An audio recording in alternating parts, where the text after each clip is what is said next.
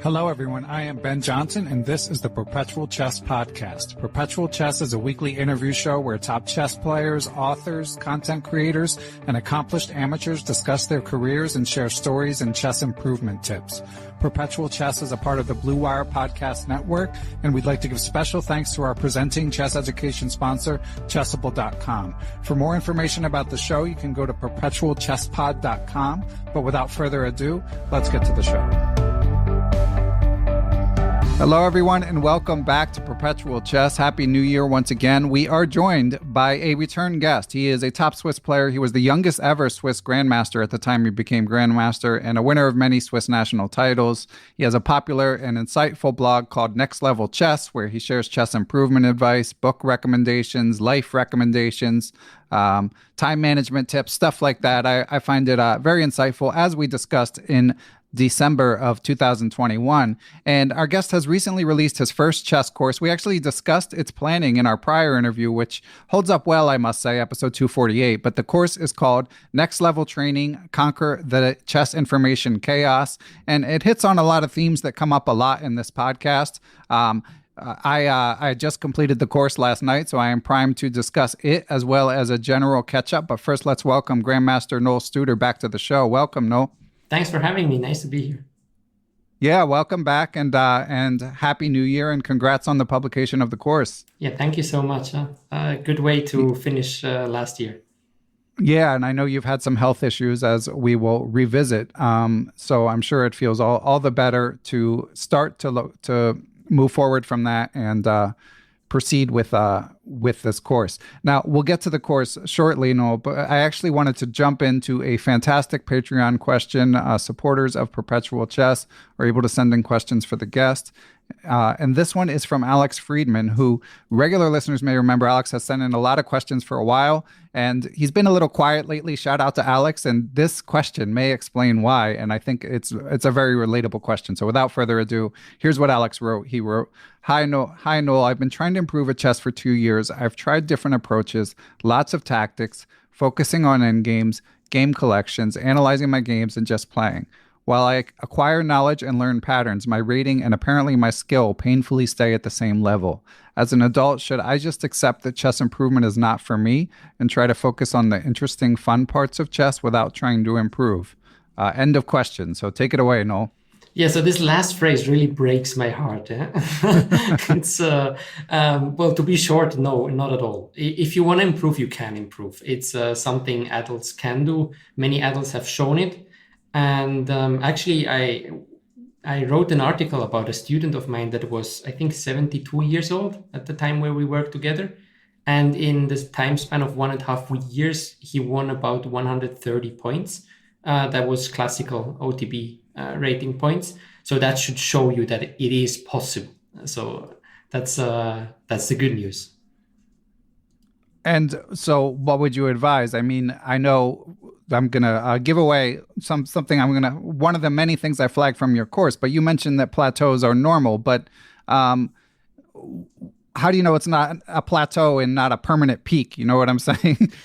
Yeah, I think one thought exercise you can do already is, for example, if you, I don't know if he plays over the board chess or just online chess, but let's say for both of them, actually, you can just think like, wouldn't you play better if you slept better, ate better, would be able to focus fully and in the freshest state of mind? I think that already wins you quite some rating. So just that apart, but also the chess can get better. And I think the biggest problem probably for most improvers out there is that the skills are not taking up with the learning, right? It's a lot of learning. You learn new things, but applying them in the game is not as easy. So I would really recommend as many training sessions that are close to the game. So that means, solving many puzzles, writing down the solutions. You will have seen that in the course. I repeat that all the time. Like, you have to write down what you think during a training and then trying to test you as much as possible. And then you will be able at some point to take what you know into the games and show it during a real game as well. Okay. And I know you work with some students and interact with them a lot as they comment and email you through your blog. Is there one common pitfall you see? I mean, you mentioned like sort of lifestyle stuff like sleeping, and I'm sure nutrition plays into it, and focus, stuff like that. But is there any one thing that you're seeing where people are stuck? Yeah, I would say mostly it comes just down to being able to follow a quite simple training plan and not overthinking it, but doing the intense chess workout. Like not the listening to videos or reading some things where somebody gives you information, but really using your own brain, trying to test yourself as much as possible. And then you will be able to apply what you learned also in a game, because that's what you need to show during a game, right? You just need to see a position and be able to make the best move. So the more you have that in a training, the better it is in general. So deliberate practice, basically. Exactly, yeah. Okay. Well, Noel, if you don't mind indulging me, I have my own answer to Alex's question because it also resonated with me. Regular listeners will know my reading peaked at age 18 as a USCF master, but it's basically flatline from there. And there have been periods, well, not even flatline. And there have been periods from there where I've worked hard at chess and periods where I haven't. And what struck me in thinking about Alex's question, I know that you're a fan of Tim Ferriss's books and his podcast, Noel. One bit of advice that he gave at some point that resonated with me, actually it had to do with sort of starting new projects, not chess or even improvement related per se, but he's obviously a very successful guy, so has a lot of opportunities come his way. So he said whenever he's considering a new project, he thinks about it in terms of like, if this doesn't go the way I want, if this doesn't get the desired outcome, is there a way that I would still win from this?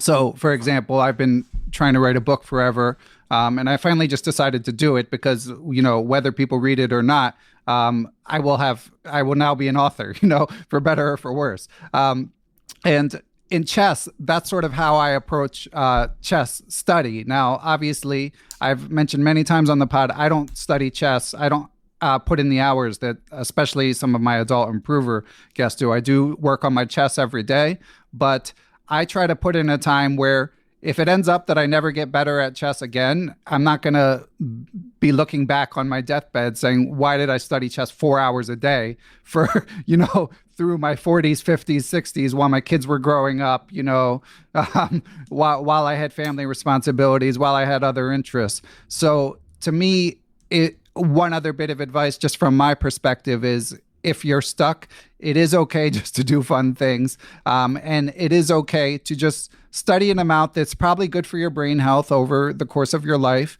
And that if you get better at chess, that will feel good. But if you don't, it won't be like this colossal waste of time. It will have been a moderate, again, an amount where I wouldn't even consider it a waste of time. If I'm doing 45 minutes of hard work on something a day, and I generally find it hard to concentrate in this information age, then to me, that's already a win. But if I'm spending 4 hours, then it may not necessarily be a win because of the opportunity cost. So anyway, long-winded answer, but that's my overall philosophy. I'd love to hear your reaction to it, Noel. No, I love that. I think the most important thing is that you don't mix two things. Let's say you in your heart, you would like to get better, but you're not ready to spend the hard training time, right? You just read some documentary books about chess and you enjoy it, but in your heart, you would like to get better and you have the expectation to get better. So I think enjoying is amazing and you don't have to get better. But when you say, I want to increase my rating, you should try to do also what most likely increases your rating, right? So just to be able to say, okay, what do I want? And it's no shame at all to just say, I want to enjoy chess. I don't want to solve puzzles. I don't want to be 1 hour in my room alone solving these hard positions, but then probably also not expecting too high results out of your chess study, let's say. Okay, yeah, that makes sense. And would you say that someone, say they're age 40 and they're spending 30 minutes a day of deliberate practice, do you think that that's conceivably enough to make decent progress? I do believe. I mean, it's always the question, right? What is decent progress? So people write me in their 40s and they want to be grandmasters. And I'm like, that's tough. I mean, Yeah. maybe someone could do it, but then you have to have unlimited money, basically not wanting to spend time with anyone you love and just spending the next 10 years in your life just for chess. I don't know if that's a smart decision, honestly. I wouldn't take that, right? So it always depends what you want, but to increase your skills and to have better results, 30 minutes a day is enough. Yeah. Okay. That makes sense. And, you know, obviously I managed to talk to a lot of people with pretty big accomplishments in terms of, especially, I mean, obviously, you know, people like yourself know grandmasters with many tournament titles and stuff like that. But in the improver space, the people I talk to are often the outliers. I do just want to remind people that it's, as you say, and as we'll get to, plateaus are the norm. And if you just start to look through people's rating graphs, like on the USCF, if you just start searching random people, I mean, whatever the reason is, most people peak, as the science says, like, you know, in their early 30s. So it's not impossible to make a big jump after that point. And especially if you're new to the game, you can make significant progress as you sort of gather the low-hanging fruit. But if you're trying to achieve like a, you know, many 100-point rating gain past that age, it, again, not to say it's impossible, but you do have to know that you're swimming upstream, and you would be the exception to the rule if you do it. Absolutely. And only reaching this rating gain will not make the whole study time enjoyable if you didn't like it, right? I think there comes That's a great in point. Yeah. what you said and what Tim Ferris says is like, even for me, like when many grandmasters actually, not only I, but when you hit the grandmaster title, you can fall into kind of a, you know, bad mental space, because you're like, I invested all this time just for this title, and I feel the exactly same like before. Like nothing has changed. My problems didn't go away. So if you just think that achieving XY amount of rating will make you happy, that's not the case. But we humans like to improve. So if you don't have like specific goals, but you just want to get better, that's possible even at a certain age still. But yeah, it shouldn't be the only thing driving you to put in the hours. Yeah. Okay. Excellent advice. And on that note, no, I do want to get into your course. So let's start with you giving an overview. Again, we discussed it a bit last year conceptually. I was struck by, now having viewed the whole thing, I was struck by how similar what we discussed last year, 2021, how closely it adhered to what you described. But what's your overall vision for the course? Who's the target audience? Let's have you explain before I give a few of my reactions. Yeah, okay, so let's start with the target audience. It's from beginner to 2000 FIDE rated player. That's where the real target audience is. I have players that are stronger than that as well, that profit from it, but that's where all the recommendations will be at as well.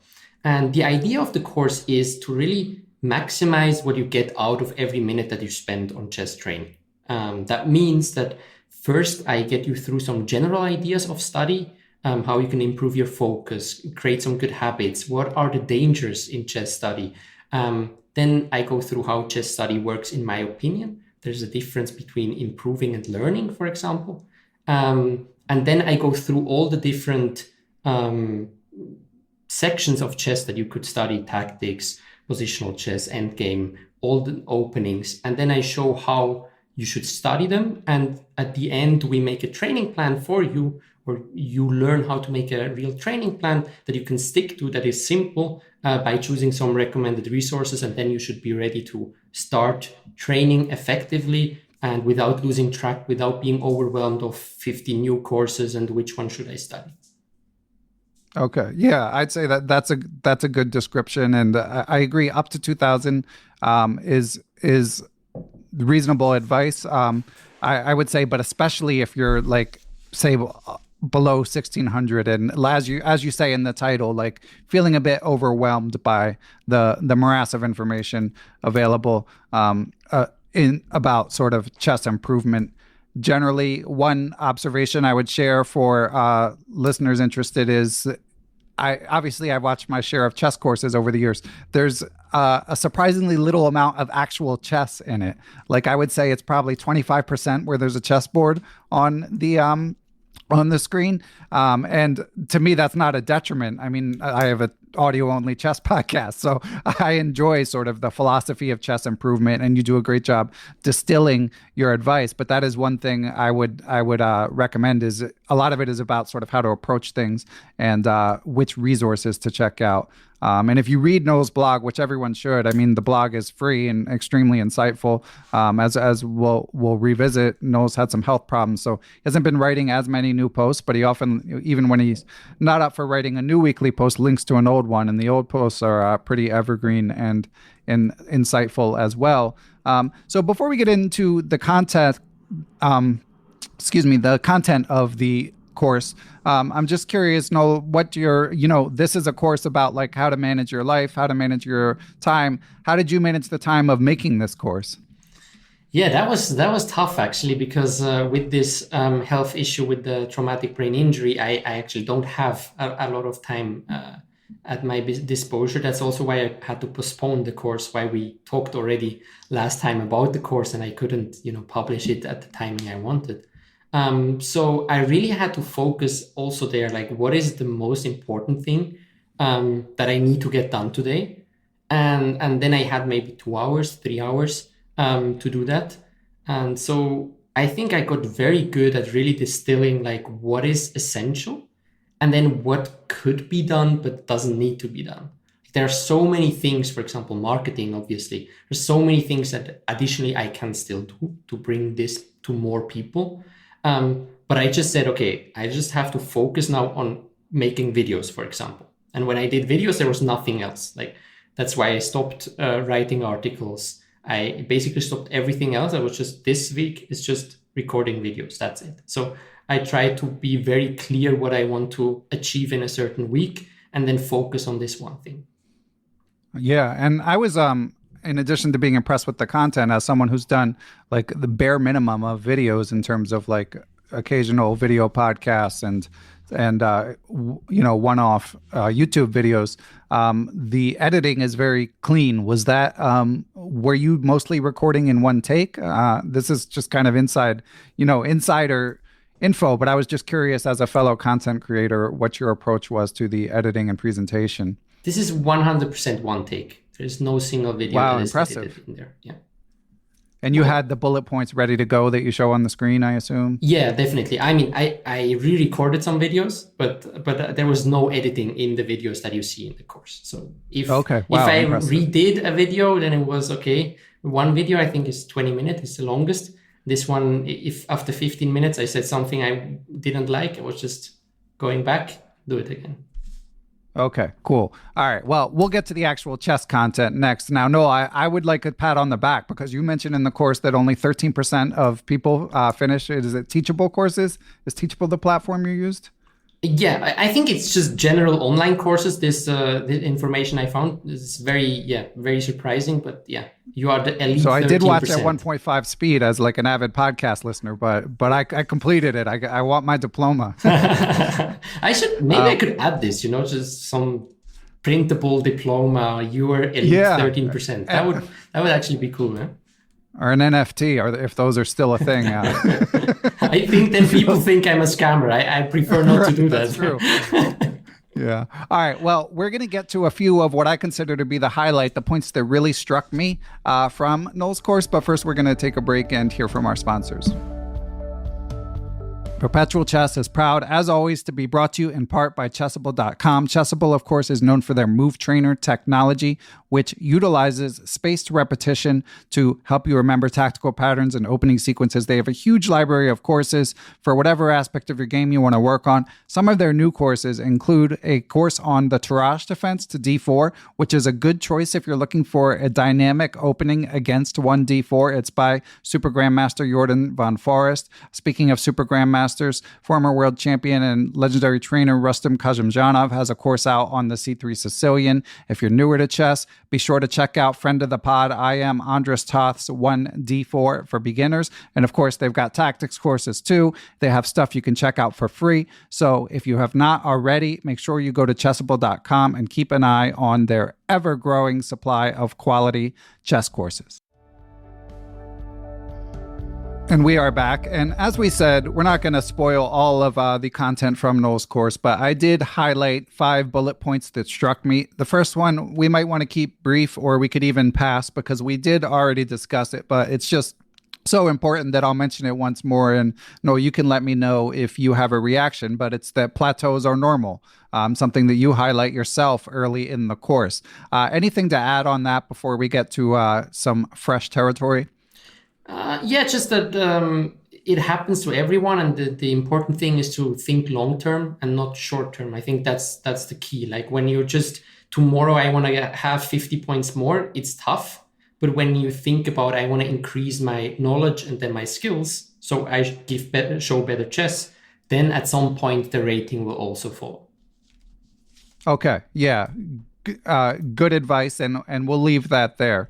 This was one that I've not heard given that often. So in your section on working on calculation, how you approach solving puzzles, you mentioned that after doing a puzzle or calculating, you should always stop and give an evaluation, to yourself. And actually you as like people like Grandmaster Jakob Bogard have advised, recommend writing down your solutions. But I hadn't heard it suggested to write down an evaluation anytime you're solving a puzzle. So where did that idea come to you from, Noel? I think it mainly came also from my last coach, Grandmaster Marcus Rager, because I was sometimes taking a bit strange choices. I saw the things, but then I ended up playing a move that actually was, if I sit at home and I'm training, I think, well, that's worse than another one that I saw. So it's somehow easier to compare when you just evaluate something than when you just go with emotions. So that just helped me personally to compare objectively what I just calculated, and not like, this move was nicer, that's why I want to do it. Or you sometimes end up taking some very weird emotional decisions. And if you just get the habit of having evaluation at the end of a line, like you're saying, okay, this move, bum, bum, bum. And then I don't think you should say like 0.5 better for white. You should think like a human, like this is much better with very good winning chances, for example. And then you see another one and then you say, well, this might be winning, but there is also a chance that I screw this up. And then you can think a little bit also, I know that you played also poker, right? A little bit more poker-wise, like, will I win this hand or not? Will I win this game or not? And not, is this 0.6 or 0.5, something like that. Okay. Yeah, that is good advice. And was it hard for you to get into the habit of doing that when Grandmaster Rager suggested it to you? Yeah, I mean, during the game, it's always much harder, right? So if I told you this next tournament, now you just go and you evaluate every line during, calculating, it will be nearly impossible, I would say. So what you really need to do is you need to apply it in training and really do it every single time. And at some point it gets normal for you. So I'm really a big believer in getting the habits in training. And that's why sometimes I'm very strict on don't do this or only solve puzzles if you really write down the solution, because you will only have the habit if you really do it all the time, right? If you just do it 20 times, I'm not feeling today, right? Then during the game, you will probably also not feel like, and you'll end up just at the same point again. Yeah. And of course, we got to give a shout out to friends of the pod. I know you're friendly with FM Nate Solon and Grandmaster Eugene Perlstein. If you do want to work on your evaluation skills, Evaluate Like a GM is a good resource to do that with. Okay, next bullet point. I was quite floored by this one, Noel. You only read one endgame book in your whole life, and here you are, a grandmaster, a Swiss champion. So how did that happen? Well, actually, I can go way back. I hated reading anything when I was young. Just when I was in school, I remember my parents always had to do like reading lists. and they had to basically force me, or I lost money if I didn't read, or I got something if I read 20 days in a row. But it was really tough making me read. So I nearly didn't read any chess book, or probably not, didn't read any chess book from cover to cover until I am with 2450, something like this.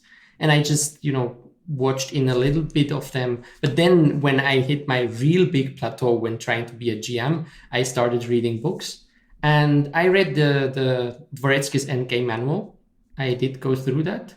And it was very useful. But I believe that in the endgames, you don't need to have, or there is a limited amount of theoretical endgames you need to know, right? So you don't need to have from 7 different books some things, because there are already books out there where great coaches were thinking like, what do they need? And then they selected it for you. So I think, especially in endgames, it's really like the value of just having a book over just trying to learn some random theory is just insane. Okay, yeah, and I loved your little anecdote about Grandmaster young phenom Nihal Sarin saying, "Are they joking?" when asked about reading a book. How did you hear that story? No, I was sitting with him. We were playing Biel, and we were sitting. Usually, we have like every rest day, there is some special activity with all the players. So we were sitting in a car and we were discussing a little bit about chess. And we were talking about, and he just said, yeah, basically, I'm playing, a lot of blitz and so on. And then we came to this point of reading books, and he was really like puzzled. He was like, yeah, but anyway, it's just a joke, right? I was like, no, I think people still read books. He was like, oh, okay, that's interesting. Yeah? So it was really fun for me to see that for him, it's a completely new word. Yeah, and Grandmaster Narayanan, who has worked with Nihal, and I recently interviewed and worked with Irigasi as well, said the same thing about Irigasi. So again, we spend all this time discussing chess books, but there's many ways to get better at chess, especially in the digital age. Which, before we get back to the bullet points, Noel, since you weren't reading chess books, obviously you competed a fair amount. But what would you say was sort of the primary contributor to your chess growth? I mean, when I was younger, I was very spoiled because I had very good coaches already. I had Artur Yusopov from when I was like 12. So I was sometimes forced to do the right thing, even if I didn't have the right habits. And then when I turned professional, I had to like redo everything because I didn't have the habits and I changed my coaches. So I just needed to redo it for myself. But I was still forced to solve puzzles. I was still forced to, go to training camps where we had to play out difficult positions. So I think I did the right things, just not knowing it myself, but being extremely lazy if I had the choice. But it helped that sometimes I got forced doing the right thing. So studying, important things, or that the coach comes with a lesson on strategy and you're like, oh, that's interesting. But when I was left on my own, I usually just either played through games, which is nice, but probably not the most effective, or for sure not the most effective chess study, or I was just extremely lazy up to some point. And do you feel like you were putting in a lot of hours? Like, I'm sure you played a ton, you had weekly lessons, but like with your spare time, were you playing Blitz online? Were you studying on your own independently every day, or was it more like just what was put in front of you? Yeah, I played a lot a lot of OTB games simply when I was young, and I didn't spend that much time on chess when I was in high school. I had some, periods where I wasn't that motivated, and then other periods where I spent a little bit more, but I certainly didn't spend like more than 2 hours a day, I think, on my own on chess. So having been going to a sports high school where I actually added 1 year, I sometimes felt it was a little bit a waste because I could have done the same amount. I was basically doing other things with my free time while my, swimming friends were training 30 hours a week or something.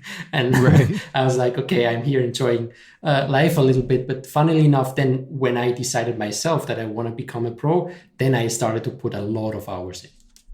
Okay, yeah, and you talk more about that in our prior interview, as well as about what you learned from each of your coaches. So, if our listeners wanting more about Yusopov, I would point them towards that interview again. Now, no, one more follow up before we get back to the bullet list. So you mentioned reading was kind of a chore when you were a kid, but now, as a regular consumer of your content, obviously you're an avid reader, especially I would say, I would venture in the non-chess space. So when did that sort of switch flip for you? I remember I actually planned on studying in university in America. I wanted to get a scholarship for chess, and I wanted to practice my English. So I started reading, I don't know if you know these Jack Reacher books. It's Say it again. Jack Reacher, thriller Oh from yeah, Lee Child. yeah, Lee Child, yeah, legendary, yeah. So I read all of them now, and I just went through them, and I started like, when I choose my own books, I actually enjoy doing it, right? It was just being forced to read some school stuff. I wasn't really happy, or somebody told me, you need to study this chess book. I was like, But then I started just trying to, enjoy reading. And then I slowly got into it. I think starting self-help was, as for most, Tony Robbins. And then I started knowing of this Tim Ferris podcast. And then basically what I did and what I still do today is just listening to podcasts of Tim Ferris. And if I find a person interesting, I just read their books. And then from reading their books, they quote other people. And then you just go down a rabbit hole and you end up reading, I don't know, 20 books a year or something along that lines. And are you a Kindle guy, a book guy, audiobook? What's your preferred format? I love to have physical books, but we have now 2 full shelves at home of like one full shelf with chess books, of which most I actually haven't read, but I have them. But then I have normal books. And my girlfriend tells me I shouldn't, to buy too many physical ones. So yeah, that's enough. I do like, again, I have this 1/3 rule in my course, and I would say I do it the same with books. Like 1/3 is Audible, 1/3 is Kindle, and 1/3 is, okay, I managed to find an excuse to buy a book and read it like that. Excellent. All right, and we might get back to book recommendations later, but let's move it forward to the next bullet point. This one from your course, when analyzing classical games, which you go through in great detail, how you approach that. You say use words to describe your feelings. Focus on what went wrong in your thought process rather than sort of variations. So I think that's really potentially helpful for people. So I'd love to hear you expound on that, Noel. Yeah, this is something I realized also for myself first, that when, let's say, you just go home after a game, and I have this 2-step process, right? One is after the game immediately, that you usually write down these thoughts and emotions and some key lines only. And then if you don't do that, let's say 2 weeks later, you put up the game and you think, okay, let's go through it. It's not that easy to remember what exactly you calculated. Why did I make this move? Now it looks so much more logical to make that other move. And you just don't have that kind of information. It's nearly like you only look at the game from somebody else, because all the decision making is gone. And the most interesting to me now, especially as a coach, is like, why did you make this decision, right? I can tell you, yeah, this is a bad pawn structure. You shouldn't have captured with that pawn.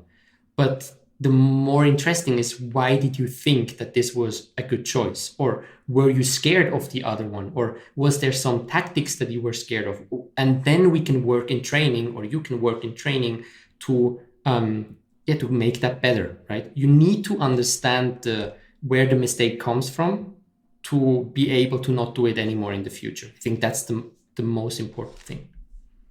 Yeah, it really resonated with me when you showed the game where you'd lost a few games in a row preceding it, and in presenting the game and in sharing how you came to a decisions in what was a pretty sharp tactical game, so much of it was governed by sort of the overarching emotion of like, I don't want to lose again. Like, there's been too many losses in a row already. And I find that extremely relatable, but I think some people might be surprised that even at the grandmaster level, that can sort of take primacy in your thinking. Absolutely, more than you think. Or, I mean, yeah, for me at least. I don't know for others, but I know also some other GMs that also have problems with that. And I think that's just, yeah, everyone has a hard time playing a very difficult tactical game after several losses in a row. There are people that can handle it better and worse, but I think there's nearly no one in the world that is like, yeah, okay, I just lost 5 in a row. Now let's just sacrifice my piece. I'll just win, I trust myself. So I think you have a lot of bad thoughts. And in this game specifically, I had very few lines that I calculated. It was more like, here I sacrifice a piece. I don't want to sacrifice a piece. Can I please find something else? so yeah, it's just also about being honest with yourself, I think, and also your coach, if you have a coach, right? So because it is something completely different if I show this game to my coach and I don't tell them that I had these thoughts. They would just say, yeah, why can't you calculate this? Why can't you calculate this? But in fact, it wasn't about calculation. It was just about my fear of losing again. And is that something that you try to like improve on going forward? Like, what advice would you give for say your coach told you, no, you need to be more concrete. Like, emotions you can't avoid them, but you need to evaluate the sacrifice on its merits. Like, did you get feedback like that based on that? Or is it such a human reaction that your coaches were like, no, I totally understand? Well, I also had some feedbacks from my coaches, but I also worked with a sports psychologist where these things were more, the theme of discussion. Like, how can I manage to really focus on the process? Something I also try to teach my students or via the blog.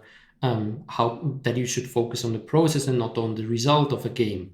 But then putting that into action when you lose 3 times in a row is obviously something more difficult. Like it's again like, yeah, you can read about or you can learn about some pawn structures, but then going to the game and applying it is much harder than just having heard of it and saying, yeah, okay, double pawns, I shouldn't get double pawns, right?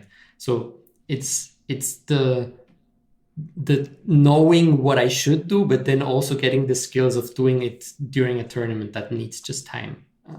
Yeah, it's an endless challenge, but again, somewhat reassuring that even at your level, it's still there.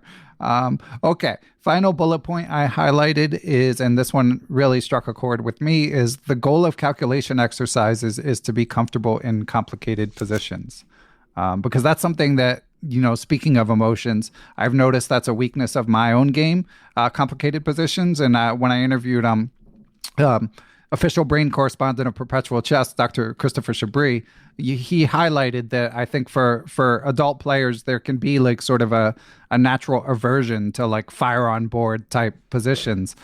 So I found that particularly insightful because even in a study routine, sometimes I avoid puzzles with complicated positions, and it sounds like I need to stop doing that. Yeah, absolutely. I learned also a lot from, I think Ramesh is a great coach, and he is very good in that, like just putting his students in difficult spots during the training. And then he even says that he puts them in much harder spots during the training. And then you go to the game and you're like, this is so easy. It's just because I remember once we were in a training camp and he just showed the position on the screen. And then he said, everybody has the position. And then he switched off the screen. And then for, I think, 45 minutes, we're just talking about this position, calculating this position without ever seeing the board again. And I can tell you, I was a GM then, and I was struggling incredibly hard. Like every 5 to 10 minutes, somebody had to ask, sorry, but I don't have the position anymore. Could you please tell me what line are you calculating? And you just realize that those that did this before, right, didn't even matter too much how strong they were. But obviously Sam is extremely strong, Sam Shankland, but he was just used to some kind of hard work like that. He was much better than everybody else, right? So if you're used to getting, a little bit over your limits in training, then you can do the same in the real game. I think the biggest problem with most chess improvers is that it's easier to make, to watch some videos, to, get information. So they do this way too much compared to really just sitting down, having a puzzle, thinking what is the best move, writing it down, comparing it to the solution. Okay, I got this wrong. What can I do better next time? Let's do it again, right? So this work is really where you get the most improvement out, but it's also the hardest one. So Yeah, great advice. And so where do you come down? Like, I don't know if you want me to spoil the 1/3 rule. You may have blogged about it. I've read all your blogs, but I didn't review them. But in your calculation time, like, is there space for easier exercises as well? Or do you think you should really focus on, as you say, the more challenging puzzles? I think it's very important to do where your current state is. Let's say it's very important to get the basics right in tactics, especially. So if you've never, gone through really all these motives and all these checkmate patterns, you should do that, right? It's very hard to solve something if you don't have the pattern yet. But once you have the pattern, you should try to, solve puzzles that are tough, but you can still solve them. I like between 60 and 80% of right solving rate, but it's a little bit different. My 60 to 80% is probably what people would think they have 100 or they have, a different amount, because I say you're only right if you wrote down every single move and that was the solution. And if there was a counterplay option for your opponent and you didn't write that down, you were wrong. That wasn't a right puzzle, that was a wrong puzzle, even if you had the first move right. So for some people, that might be, well, I had everything right. And I would say, here was a mistake, here was a mistake, here was a mistake. Because the problem is, if you start missing things in training, you might be lucky that you still chose the right move. But during the game, it doesn't have to be that was the right move if you miss something, right? You can miss an easy tactic and still there is a counter tactic, but sometimes there is not, and you just lose the game. So I think it's very important also to focus on really doing it well and not just, I found the first move, that's fine. I would have found it as well during the game. I would have just played it. So I think that's also an important point. Yeah, that's great advice. And obviously, if you're listening and you're lower rated, like say maybe below 1200, you might not encounter the problem Noel's describing as often because the puzzles might be a little bit cleaner. Like if, for example, if you're doing like a mate in 1 or mate in like not challenging, so there are super hard mate in 2s, but let's say they're just regular run of the mill mate in 2s. You might not encounter that more often, but certainly as you move up the chess ladder and start to do more challenging puzzles, that's great advice. And yeah, I'm gonna, as I've said, my calculation work, I'm not putting in huge hours, but I am gonna take this to heart and make sure I bring back some more challenging puzzles. So one other thing I wanted to highlight from the course, Noel, just sort of in the spirit of full disclosure for our audience, is the cost of the course. The sticker price, the list price, I believe, is $297, and I'm concerned, or I can understand that some listeners might find that to be expensive. So what would you say to anyone who had that concern? Well, I mean, everybody can have their concerns. I think that you just get a huge amount out of it, and it was a lot of work. It might only seem like, it's, I think, around 9 hours of video, but I think it's much harder. I could have done this course in 30 hours very easily, but in 9 hours, it's much harder. But what you get out of it is that you, for now on, when you study the course, for every day, you will study chess better. And you will also save money on things like, for example, chess base. I don't think you need chess base. You can just scratch that fully from your list if you know how to work with the tools that I recommend in the course. You will also stop, there are people writing me like, I bought already 15 courses, and if I would have bought your course, I wouldn't have had to buy all these 15 courses, right? I might have had to add one more. So I think you will also save on other courses as well. And you get that Discord group that is very important. We have a limited Discord group just for all the students in the course. And you're able to ask me questions whenever you have any problems with your chess study. And that's something very valuable that people really appreciate. And people actually also help each other. And that's completely free for forever. So that's what you get with the course. So I think the whole bundle is just a huge value for your chess, for your improvement, and hopefully also for your life. Like you can take things and study I don't know, whatever, maybe in high school, or if you're an adult chess improver, you can use it in business maybe even. So there are different things that you can use from the course, not only for chess, but for other things as well. Yeah, I liked that the beginning of the course is not even about chess per se. It's how to study anything. And I know you did a launch sale, and I know that you said in the launch sale, like, there's never going to be a lower price than this. But have you thought about, like, will there be other sales for people who are interested?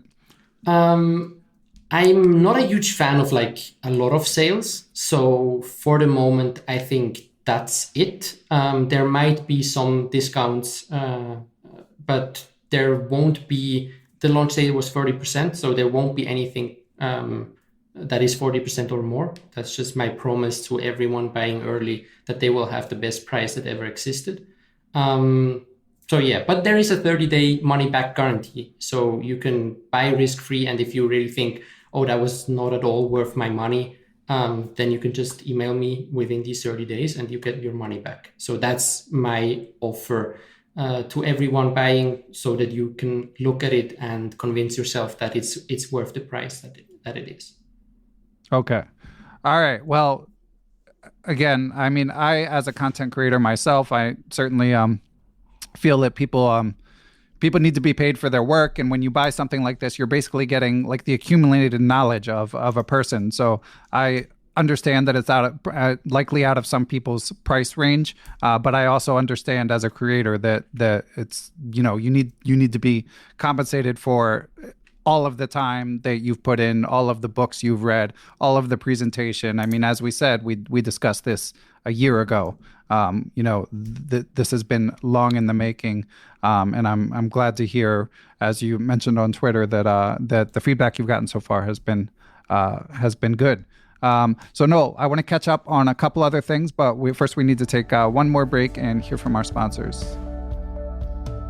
Perpetual Chess is brought to you in part by Aimchess.com. Aimchess has an algorithm that gathers your games from the major sites like Chess.com and Lichess and gives you actionable intel based on the patterns it detects. It can be how you do with certain openings, what aspects of the game you excel at versus need work at. And guess what? Aimchess has a new feature that you should check out right now, just in time for the new year. You can check out your year in review for 2022. You just enter your username and it gives you how many hours you spent chess, how many games you played, how you did with various openings. Lots of fun facts that the algorithm is able to gather. So be sure to check out aimchess.com. If you decide to try out subscribing, use the code Perpetual30 to save 30%. You can also use the link in the show description to try out aimchess.com.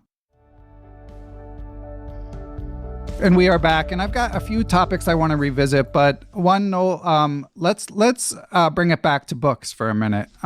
So again, you share a decent amount of chess recommendations, specific targeted ones for different ratings within the course. But even beyond chess, I'm curious what books have really resonated with you, especially since we last talked, since December of 2021, if anything comes to mind. I read the Digital Minimalism, I think it is, by Cal Newport. That's something that is really important to me.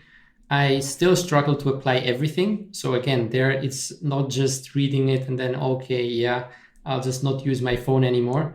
But it is something that I try to remind myself, because it just saves time, but not only time, but I feel that my brain is working better when I just don't overload it with all these, social media and YouTube videos or whatever you can do all the time.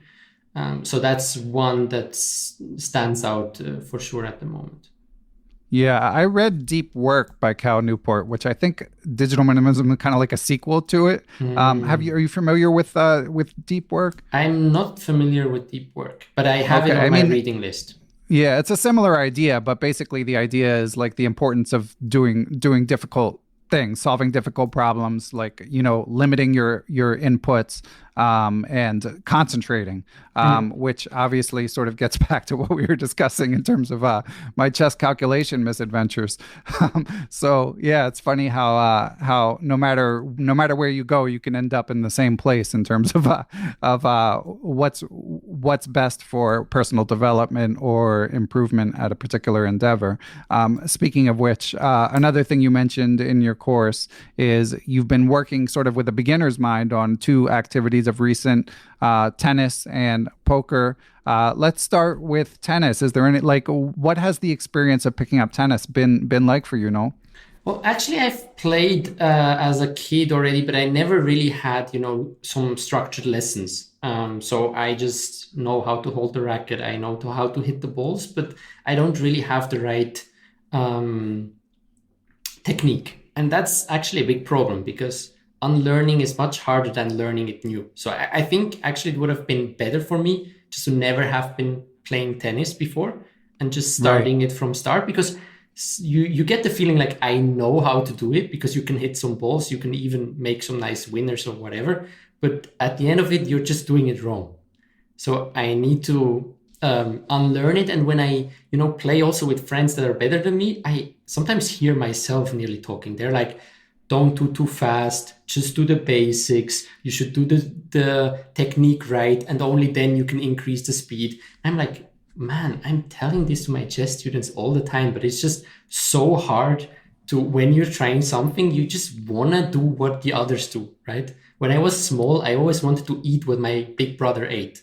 Didn't want to eat this baby food or whatever. And I feel it's the same. Like, you want to hit the serve that is an ace, even if you don't have the right technique, but you need to go back, start new. So it's nice to be in the shoes of those that learn from me and to sometimes realize, okay, I really also need to be compassionate with my students because it isn't hard. It is not easy and it's hard, and you have these pitfalls along the way. And I need to force myself into that. Okay, let's be a student. Let's go to the basics and yeah, let's do it the right way.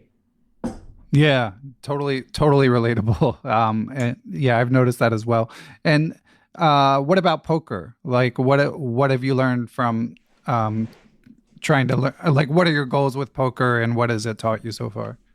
Yeah, so poker, I just really enjoy several aspects of it. Like the mental part, I think sometimes can even be tougher than chess, because you also have always, this money involved that you can win or lose. So it's even harder to focus on the process, in my opinion, when you just see if you're out of a tournament or not. So I like this challenge to really try to just play the best, to take the best decision, but not thinking about like, oh, what if I win this tournament? What if I whatever? So what if I'm out of this tournament? Just think what is the best decision, and then go for that decision. That's something that I learned from poker even more than from chess, I would say.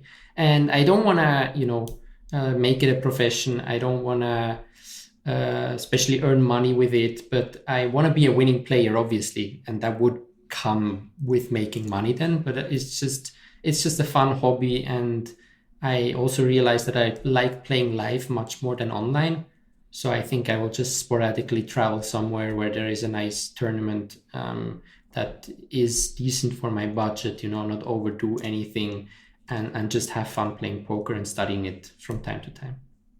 Okay. Sounds pretty grounded, pretty reasonable. And one thing that's interesting to me, I mean, I played poker professionally for 7 years, but it was in a different age, where basically you could read books and, certainly like interacting with other professionals was a great way to sort of gather information and make best guesses, but there was no correct information. Whereas now with poker solvers, similar to chess engines, but probably less directed because, I don't want to derail this too much, but basically like something in chess, there's always a best move if you ask the engine, but in poker, it might tell you a best move against sort of like the average player. But if you're playing someone with certain tendencies, the air quotes best move might not be the best move against them. So I'm just curious, how, like, if you do try to learn from, say, you play a tournament, you had a hand, and you then want to learn from it,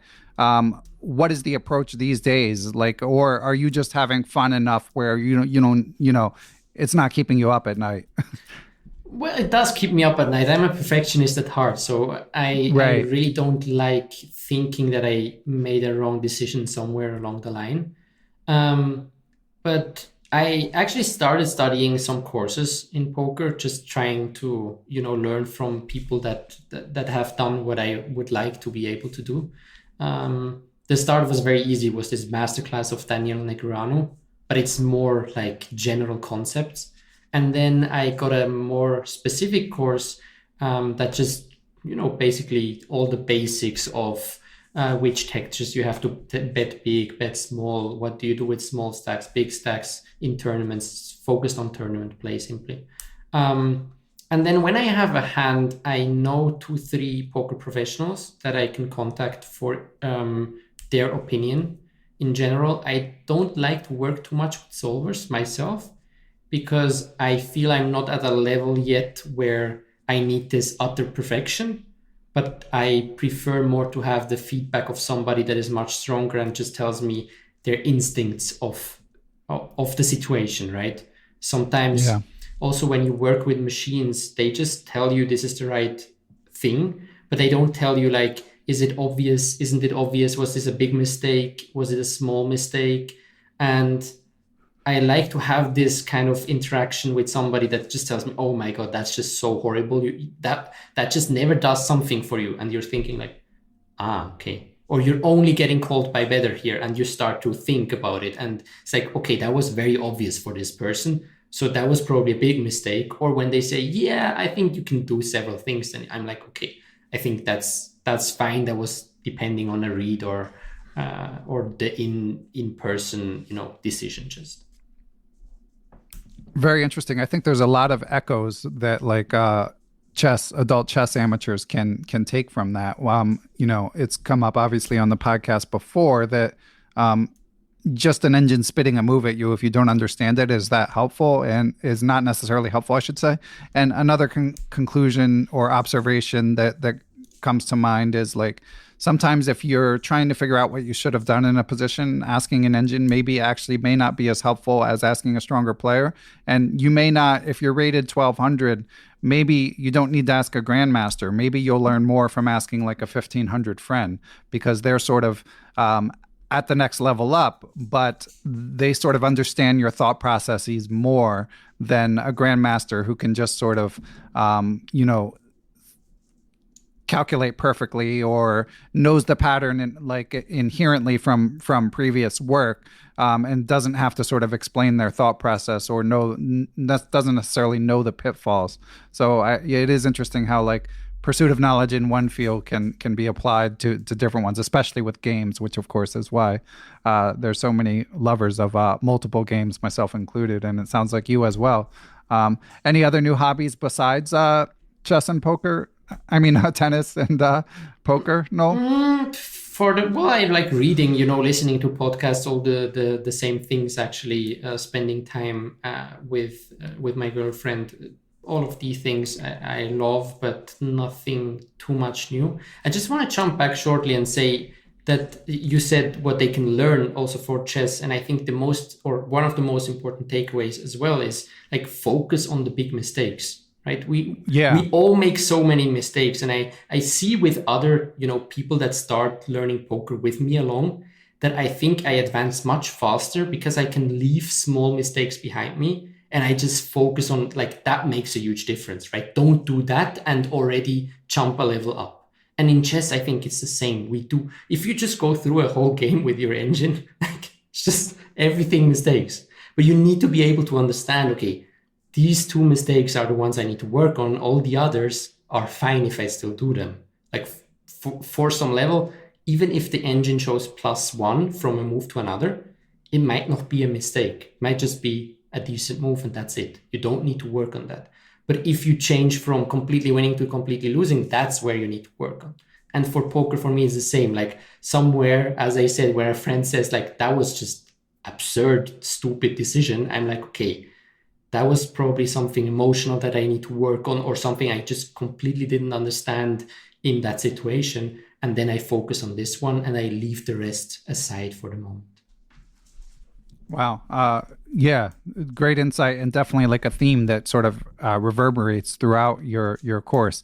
Now, I got to ask, following up on our earlier conversation, did you finish both of the poker courses that you mentioned, the Negreanu one and the second one? That's a good question. I actually finished 50% of them, so I'm still better than 13%. But I will take this as a as a kick in my ass to do what I say my students to do, and to finish the second one as well. So you finished the Negreanu one, but not the second one? Exactly. I stopped playing chess, and I allowed myself to learn poker. And I was in holidays, and I just went through the whole course very quickly.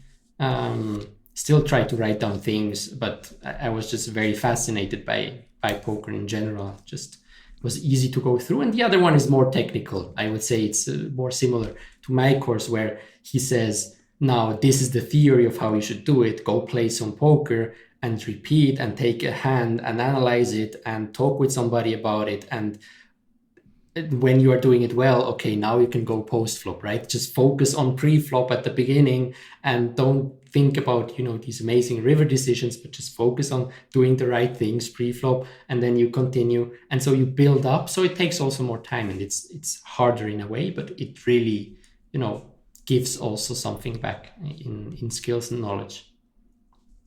Okay, yeah, I have to admit, as I thought about it when I read that stat from your course, like I probably haven't finished. I haven't finished 13. I probably have only bought probably less than 10 video courses in my life. But I don't. Prior to yours, I don't know if I'd watched every minute of any of them. Although they're often quite long, in my defense, and it didn't mean that I didn't find the purchase worthwhile. Time is hard to come by. Absolutely. Yeah. So one other thing I wanted to catch up with you on, Noel, is I feel like, you haven't been writing as often as you mentioned due to your health issues, and also due to trying to get this course out. But I do feel like in the early days, you were writing a decent amount more about top level chess, and your focus has shifted a little bit to sort of chess improvement stuff. But I'm curious if you still consider yourself a chess fan, if you're following the FIDE World Rapid and Blitz, if you have thoughts about all of the drama that's happened in the past year. Like, where are you in terms of your perception of professional chess right now? Yeah, you're right that I shifted more to focusing also on chess improvement. Now that was, aimed at 2000 or below. But I still love the game, and I actually was second of the chess team of Bayern Munich in this European Club Cup. So that was completely different from what I did from my course, right? I was helping players that were sometimes clearly stronger than I was at my peak, trying to find, opening novelties, trying to think about what the opponent might do. So that's also work I still enjoy. And I also like to watch chess, especially the World Rapid and Blitz in person.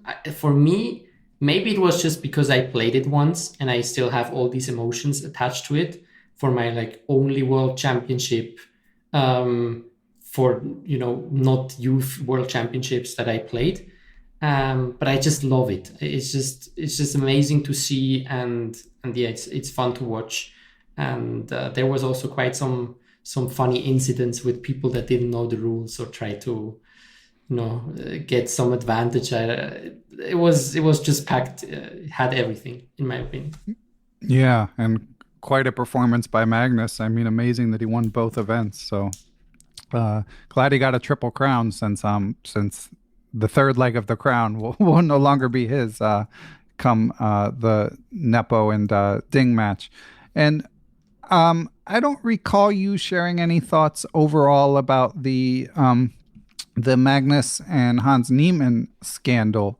What did you think of that story? Yeah, so in general, I try to hold myself a little bit back from all these things, because I feel I have a lot to share in chess improvement, and then there are other people that are more informed when it's more about this actual, chess news or chess drama, whatever you want to call it. I think it's just overall a very unfortunate incident, and I do believe that Magnus did not act very, very well.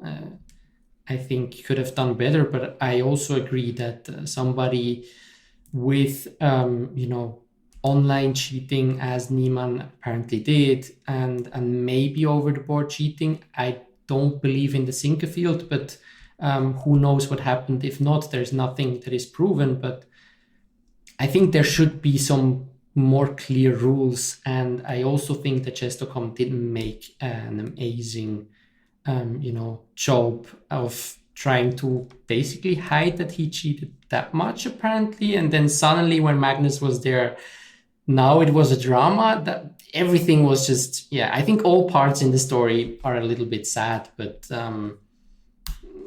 hard to say for me what really happened, because there are other people that studied the games, that look through all the games. I find it hard to find an opinion on it. Yeah, reasonable, measured take. And when you were competing professionally, how often were you concerned about cheating? OTB.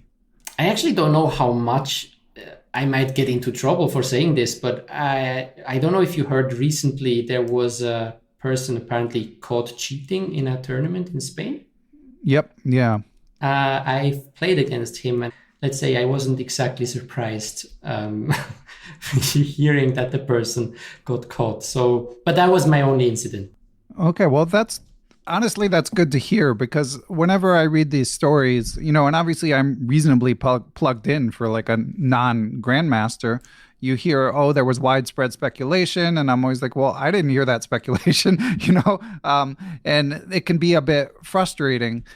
So if, obviously we can caveat this with like, this is just perception, you don't know anything for sure, but what made you a little concerned that something was amiss in your game? And for listeners, this is the story of international master Stefan Dox. For those of you who heard my Year in Review podcast with John Hartman 2 weeks prior to this episode, we discussed it a little bit.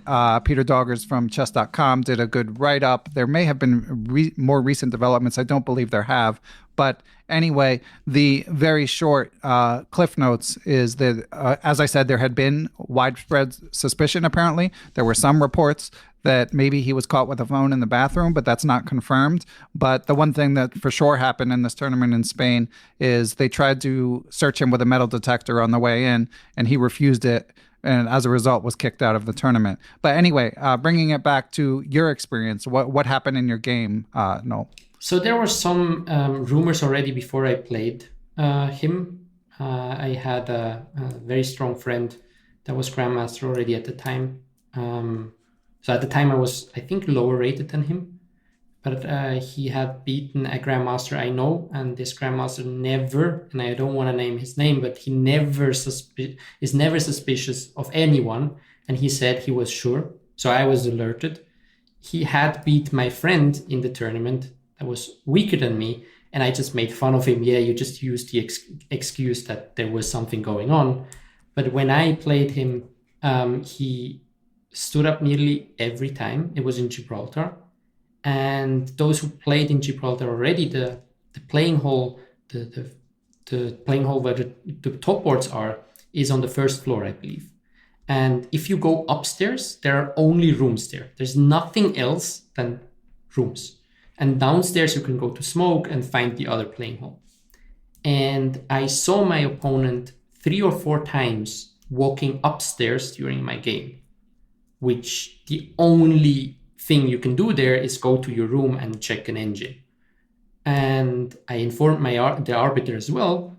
And when he came back usually to the board, he played very quickly and once played like a crazy move. And I wasn't expecting it at all, and it was in 1 second. I was like, that's impossible to find. And the arbiter was informed he was forced to sit down. He wasn't able to leave the board anymore for quite some time. And immediately he started, blundering a +5 advantage. I still ended up losing the game, but it was very, very weird. And especially this, walking somewhere where the tournament area finished and there are only rooms up there. I just couldn't buy it that you would forget that you have to smoke downstairs and not upstairs for like the 5th time you play the same tournament in the 7th round or something like that. So that was what was suspicious. Okay, well, thank you for sharing it. It's nice to get concrete details about like what often is just pretty vague. And it's funny because as I discussed with John Hartman, there's this big fear of air quotes smart cheating.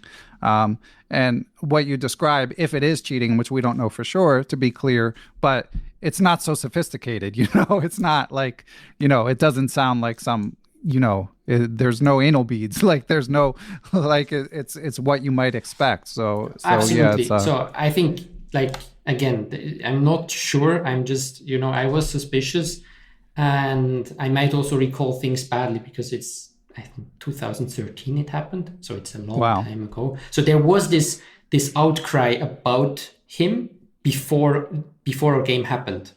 There was already once a cheating allegation. There were articles written about it, and then they didn't declare him guilty. But there were some suspicions already and some articles out already. So it was like natural that I would think a little bit more during that game. Let's put it that way. But yeah, if anything happened, it wasn't sophisticated at all. Like it was just the most basic form of getting some help during a game against a weaker player that doesn't really count much. So it wasn't, you play Magnus and you're supposed to have anal beads or whatever. So, right. So it was complete opposite of that, I would say.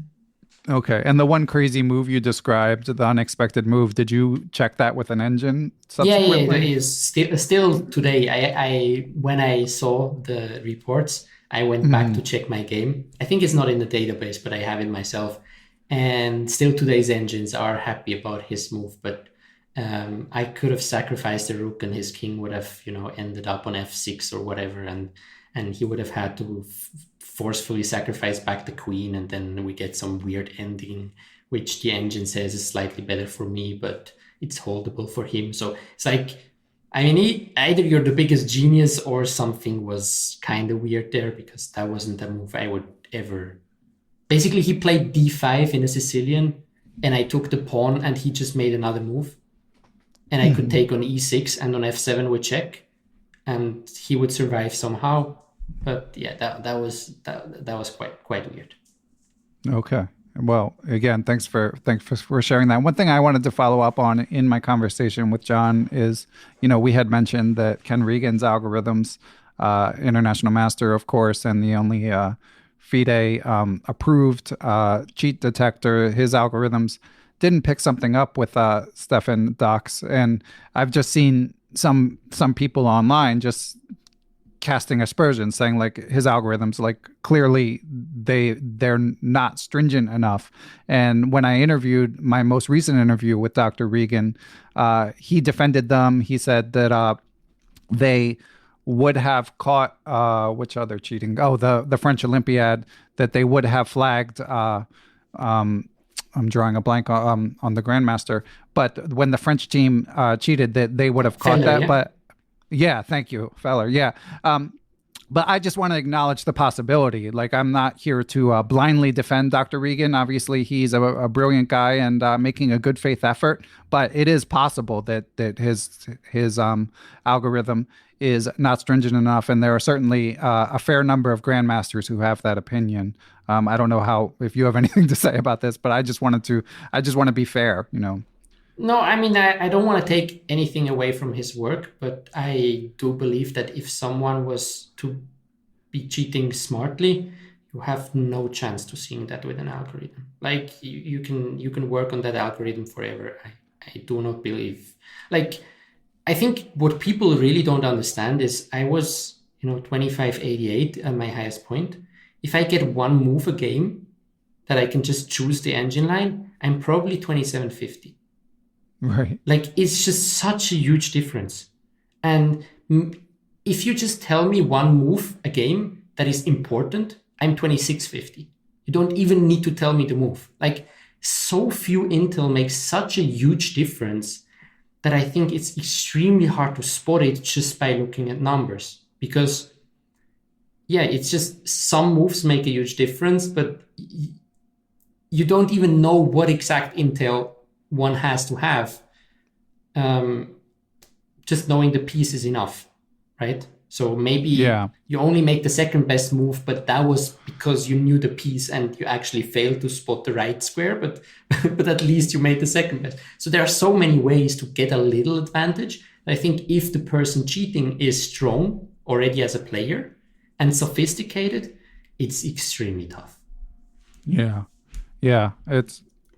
And again, Dr. Regan discussed this and defended his algorithm's ability to pick this up. But you certainly raise valid questions in my mind, and it's hard to know. So, where does that leave us in terms of big open tournaments? I mean, is there just always going to have to be an element of trust, or can there be sufficient security measures to feel comfortable?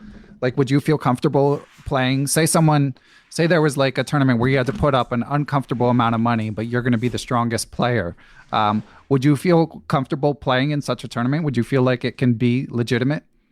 Like by harken back to like Millionaire Chess that Maurice Ashley was running some years ago. I think for the type of tournaments of Millionaire Chess, I think it will be quite tough, right? Because we have prizes for people that don't have much to lose. I think for now, really the combination, you have to be very strong already and to be very sophisticated and invest a lot in your cheating method. So I think this prevents a little bit having, I would say, a grandmaster that wouldn't be world-class being suddenly world-class. I think it's extremely hard. Like going back to the Niemann case, what I would nearly say with absolute certainty is that since delegations are there, he is 100% clean. I cannot find a possibility that he would still continue doing it and not being caught, right? So that means that this is a slight possibility, but when you start giving out extremely high prizes to lower rated people that maybe aren't known in the chess scene, they don't earn their money in the chess scene, they can just try to make some money and then cash out and go away. I think then it starts to be difficult because then you can really do some damage to other people. And actually that's something I usually think about also about my community. You know, how could I maybe make tournaments and give away some prizes? Or for now, I didn't do any tournament yet because it's just the possibility of cheating online especially is just so high, right? When you don't have big streamers involved or big people that have something to lose, it just gets so much harder to control it. So that's an open point for sure. Yeah, very insightful. Kind of a downer, but I mean, I will say, like the money in, for example, the tournament in Spain, I believe the prize was like a couple $1,000s. Like, so with stuff like that, at least the incentives aren't super strong. I mean, you're still going to run into cheaters, and of course, someone, whether it was Hans Niemann or someone in the future, someone might try to make it to the elite as a cheater, but then when they get there, if the requirements are more stringent, they're not going to be able to maintain the level. But anyway, and just for listeners who aren't familiar with Millionaire Chess, basically, this was when poker was really booming. Maurice Ashley and a collaborator founded these tournaments that were kind of more poker style because the entry fee, I believe, was like $1,000, and the class prize, the prize for say under 2,000 might be like $40,000 or something, which the World Open, the prizes here in the US can get pretty big, but that was even bigger. And obviously the bigger the prize, the more you have to worry about. But at least at the professional level, I think it's a mostly solvable problem, but it is an issue. I think there's going to be some trust involved at the amateur level, even the amateur grandmaster level. Absolutely. But I just want to say for everybody out there, not that, we're all like, okay, we just stopped playing OTB chess. It's just anyway rigged or whatever. I think the best way to approach this is really to try to play your own chess and that's it, right? To not focus on these things too much. Once you sign up for a tournament, just try to play the best move possible. In the case somebody would cheat against you, anyway, there's very little to do. And you can see it as a training opportunity. I would really see it that way. It shouldn't happen too often. You might have 1 out of 100 games or something like this something might be going on. It's just not worth it spending too much mental energy thinking every time about your opponent when he has a pen that looks a bit different, if there is a camera inside or whatever, right? So just try to free yourself from it when you sign up to a tournament, because it's about having fun and improving yourself and playing better chess than you played the day before. And actually for that, it doesn't really matter too much if your opponent is, maybe doing something wrong or not. Yeah, good. Yeah, really good point. And at some point, like when I when I played poker professionally, I played on some of the sites that turned out like I played with air quotes super users. The people who had access to whole cards and were stealing money. And my attitude at the time, because you did hear rumors, was like, if I'm making money, who cares? Until it gets to a point where I can't get anything from it, then it's a concern. And as you say, it's similar in chess, where like the overall experience is still going to be positive. And obviously there is smart cheating, but at the amateur level, like smart cheating becomes increasingly pointless, and especially if it's not like a big money tournament. So I do think that, as you say, it's going to be the extreme minority if it does happen. So like Noel said, don't give up on tournaments. Yeah. All right, Noel, I think I just have one more question for you, which is, you finally put this big project behind you. Actually, I might have two. And so what's next? Do you have another project in mind, or gonna cool your heels a little bit? Yeah, I have like my series of courses outlined that I would like to do. I also, the more you have contact with people, you understand what is missing maybe in the chess world. I'm really trying not to just create something that exists already. I would say that the course is quite unique in a way, that you can't just go to any chess website and just buy a similar course. So I have some ideas of what things I would want to do, but for the moment, I think the next 1-2 months, for sure, I will take it a little slower, and try to write some more articles, getting back into, writing shape, doing things for people that just subscribe to my newsletter, sending them out as I did for like 1.5 years now, every Friday, this newsletter. And seeing what I can do with the course, how I can improve it, just that it stays up to date. And then at some point, maybe March, April, I will start thinking about a second course and seeing if I can be quicker than 14 months or something like this next time. Great. Well, glad to hear that you'll get back to writing. Your posts are so insightful and, of course, free. So any listeners who are not subbed to Next Level Chess, be sure to check it out. And listen, while you're at it, subscribe to the Perpetual Chess Link Fest, my free compilation of quality chess blogs such as Noel's and Chess News. And last question for real, Noel, is you alluded to your health being a bit better, but what's the overall situation for you, for listeners not familiar with Noel's backstory? He had a serious brain injury that has inhibited his ability to concentrate and to work for hours, and actually was a major contributor to his decision to retire from professional chess, as we discussed in our last interview. So just want to get an update on how your health is, Noel. Well, finally I have extremely good doctors and physiotherapists. I'm so grateful to have them. And we are, I would say close to a solution where I can get back to 100%, not having to live with any problems anymore. I still have occasional or mostly daily concentration problems. I just don't have them as often as I used to have them. I still have some muscular problems in my neck and back area where I have some pain, but it's really getting much better. If you think that 5.5 years ago, basically couldn't talk 5 minutes to a friend without wanting to go back to bed. I've come a long way, and it's just great to see people helping me in a way that, I hope at the end of the year, be 100% back to full health again. Wow, that is great to hear. That's really good news. I'm so glad that things are looking up.